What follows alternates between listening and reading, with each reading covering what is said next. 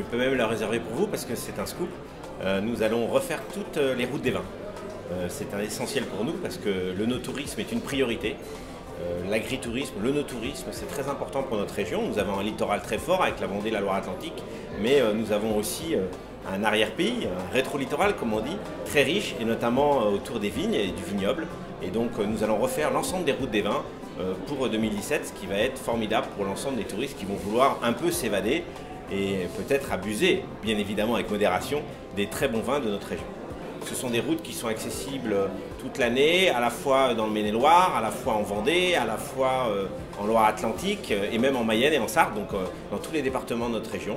Vous pourrez atteindre toutes les endroits qui vont vous faire rêver, avec aussi bien des vins comme le Muscadet, mais aussi des vins du Maine-et-Loire ou des vins même de Vendée.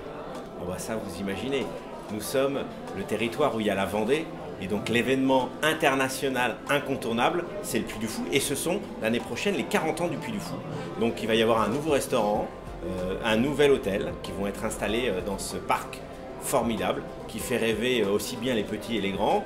Et donc je vous invite à rejoindre les 2 millions de visiteurs de cette année qui vont sans doute revenir l'année prochaine pour découvrir ce parc qui est à la fois un spectacle du soir mais aussi un spectacle en journée.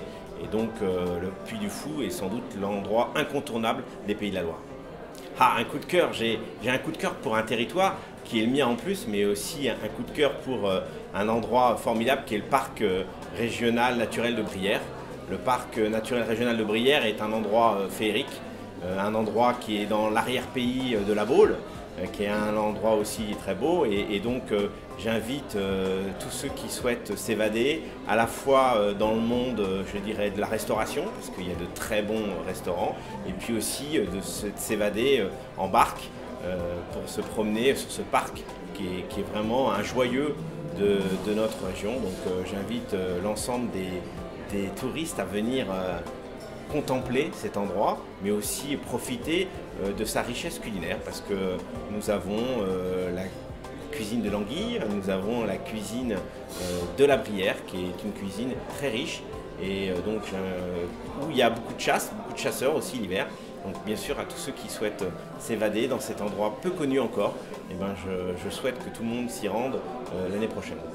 Oui, une personnalité hors du commun, c'est Éric Guérin. Éric Guérin, c'est un grand cuisinier que les Français connaissent parce qu'il a fait de grandes émissions de télévision, mais Éric Guérin il est installé dans le parc régional naturel de Brière, qui est un parc formidable. Et donc j'invite à aller dans son établissement qui se trouve sur l'île de Fédrin, une île en milieu de ce parc régional de Brière, et donc permettre de découvrir sa cuisine, mais aussi cet univers apaisant, sans bruit, cet univers entouré d'eau, et une promenade en barque dans le parc, c'est formidable. Donc franchement, venez rencontrer Éric Guérin et son établissement qui s'appelle la Mare aux Oiseaux.